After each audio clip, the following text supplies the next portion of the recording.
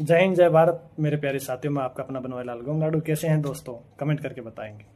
दोस्तों मैं एक छोटी सी कहानी सुना रहा हूँ, आपको अच्छी लगे तो लाइक कमेंट शेयर कीजिएगा, प्लीज फॉलो कीजिएगा। दो भाई होते हैं कि छोटे वाले की शादी नहीं होती, बड़े वाले की शादी हो जाती है, घर की जिम्मेदारी उसके ऊपर आ जाती है और वो विदेश में कमाने के लिए चले जाता है। 3 साल बाद भाई विदेश से कमा के रिटर्न घर आता है, क्योंकि घर में छोटे भाई की शादी थी। शादी से कुछ दिन पहले वो गाँव आता है और आके अपने छोटे भाई से बोलता है कि भाई मैं विदेश कमा के आया हूँ और 7-8 लाख रुपए मैं लेके आया हूँ, मैं तेरी धूमधाम से शादी करूंगा, बता तुझे क्या क्या करना है और तुझने क्या क्या तेरे ख्वाब थे और क्या तेरी शादी की तैयारी करना है। छोटे भाई ने बड़े भाई को बताया कि भाई देख, गांव वाले तो ये बताते हैं कि ये कर ले, अपने रिश्तेदार ने ये किया ऐसा कर, उसने ऐसा, पड़ोसी ने किया ऐसा कर, उस पड़ोसी गांव में ऐसा हुआ वैसा कर, उसने अच्छा डेकोरेशन किया वैसा कर।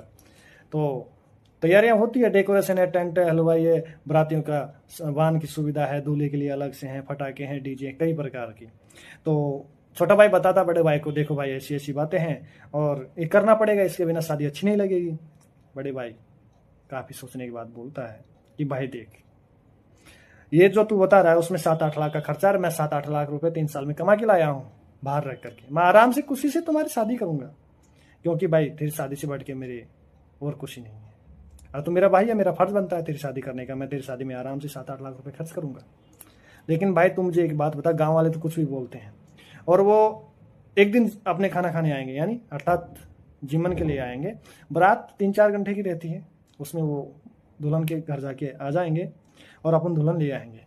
देख भाई, मैं तेरी शादी में 7-8 लाख रुपए खर्च करने के लिए तैयार हूँ, लेकिन मैं तेरे से एक सलाह पहले मांगता हूँ, एक सजेशन तेरे से करता हूँ कि तू है बेरोजगार, एक दिन के लिए मैं 7-8 लाख रुपए खर्च कर दूंगा, तुम माने तो मेरी बात, मैं तेरी शादी में 2-3 लाख रुपए खर्च करता हूँ और जो मेरे पास बचेंगे 4-5 लाख रुपए, उनसे मैं इसी शहर, छोटे से शहर में या गांव में तेरे लिए एक दुकान डाल दूंगा।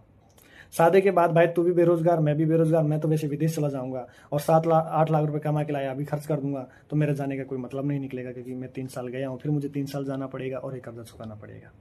तेरे पत्नी आएगी घर में, तेरे भी खर्चा बढ़ जाएगा, अब तो तू अकेला था पहले तो, और अब ज्यादा हो जाएगा, तो तू कहाँ से कैसे करेगा। हाँ, लड़की वाले से मैं बात कर चुका हूँ, उनका कहना है कि आपका दूल्हा बिना तैयारी के भी आएगा तो हम तो लड़की देने के लिए तैयार हैं, और उनसे भी मेरा यही कहना था, मैं उनसे बात कर चुका कि तुम जितना कम हो सके कम खर्चे में अपनी बेटी को विदा करना। तो भाई देख ले, एक तो तू 8 लाख रुपए खर्च करे, 7-8 लाख रुपए खर्च करवाना चाहता है, या 1 या 2 लाख रुपए में तेरी शादी करके और जीवन भर के लिए तेरा घर चलाना चाहता है। कुछ नहीं, एक रात के लिए तू 8 लाख रुपए खर्च कर सकता है और वही एक रात के 8 लाख में से कुछ पैसे बचा के तू जीवन भर तक तेरा रोजगार चुन सकता है। तो छोटे भाई का दिमाग खुला, आंखें खुली और बोला, नहीं भाई आपने सही बात बोली कि मैं एक रात के लिए 8 लाख रुपए खर्च नहीं करूंगा।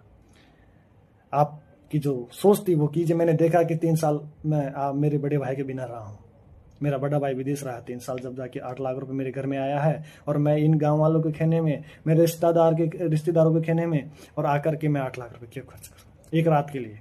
तो दोस्तों ये कहानी सुनाना कोई मेरा उद्देश्य नहीं था, मेरा उद्देश्य ये था कि आप सुने हो तो कुछ सीख के जाओ।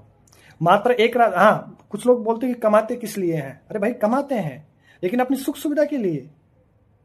अपन सूखी रोटी खा रहे हैं एक रात के लिए, लोगों को पेड़ा खिला रहे हैं, ऐसा क्यों? लोगों का कहने का काम है, वो कुछ भी बोल सकते हैं, लेकिन सोच और समझ के साथ काम करो।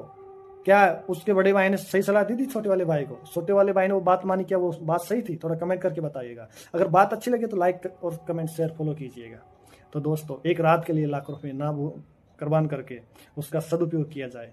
हाँ, इस बात से उसका घर में कितना खुशी होगा, जीवन भर का रोजगार मिलेगा। और वाकई में ऐसा हुआ, लड़की और लड़का वाला दोनों समझ जाए तो कम खर्चे में अपना घर चुन सकते हैं, लाखों रुपए कुर्बान ना करके। Thank you.